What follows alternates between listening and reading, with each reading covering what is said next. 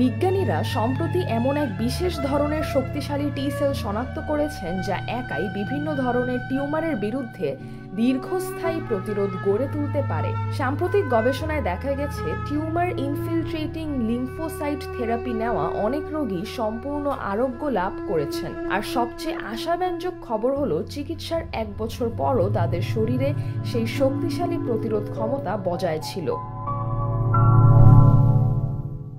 গবেষকরা বিশ্লেষণ করে দেখেছেন এই রোগীদের শরীরে থাকা বিশেষ এক ধরনের মাল্টিপ্রংড টি সেল সাধারণ টি সেলের তুলনায় একাধিক ক্যান্সার প্রোটিন শনাক্ত ও আক্রমণ করতে পারে। অর্থাৎ এই এক ধরনের টি সেলই একাধিক ক্যান্সারের বিরুদ্ধে লড়াই চালাতে সক্ষম। বিশেষজ্ঞদের মতে এই বহুমুখী আক্রমণ ক্ষমতাই কিছু রোগীকে সম্পূর্ণ সুস্থ করে তুলেছে। অন্যদিকে যেসব রোগীর ক্যান্সার চিকিৎসার পরও অগ্রসর হয়েছে তাদের শরীরে এমন টি সেল পাওয়া যায়নি।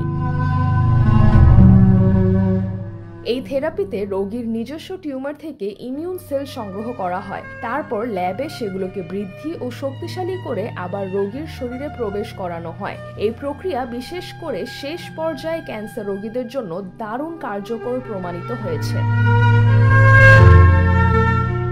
ক্লিনিক্যাল ট্রায়ালে দেখা গেছে অংশগ্রহণকারীদের প্রায় 80% ক্ষেত্রেই ইতিবাচক ফলাফল পাওয়া গেছে, বিশেষত মেলানোমা ক্যান্সার রোগীদের মধ্যে।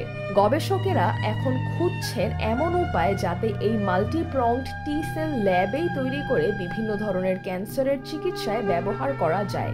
যেমন বর্তমানে রক্তের ক্যান্সারে কার টি থেরাপি সফলভাবে প্রয়োগ হচ্ছে। বিশেষজ্ঞরা বলছেন এই গবেষণা সফলভাবে প্রয়োগ করা গেলে ভবিষ্যতে ক্যান্সারের বিরুদ্ধে মানবদেহের নিজস্ব কোষই হয়ে উঠবে সবচেয়ে শক্তিশালী প্রতিরোধক অস্ত্র। গবেষক দলের এক সদস্যের ভাষায়, আমরা হয়তো এমন এক যুগে প্রবেশ করেছি যেখানে শরীরের নিজের কোষই ক্যান্সারের বিরুদ্ধে হবে সবচেয়ে বড় রক্ষা কবচ। ক্যান্সারের বিরুদ্ধে এই সম্ভাব্য বিপ্লব যদি সফল হয় তাহলে চিকিৎসা বিজ্ঞানে শুরু হবে নতুন এক অধ্যায়, যেখানে আরোগ্যের চাবিকাঠি লুকিয়ে থাকবে আমাদেরই শরীরের ভেতর। সিজরাতুল আভা, দৈনিক আওয়ার বাংলাদেশ।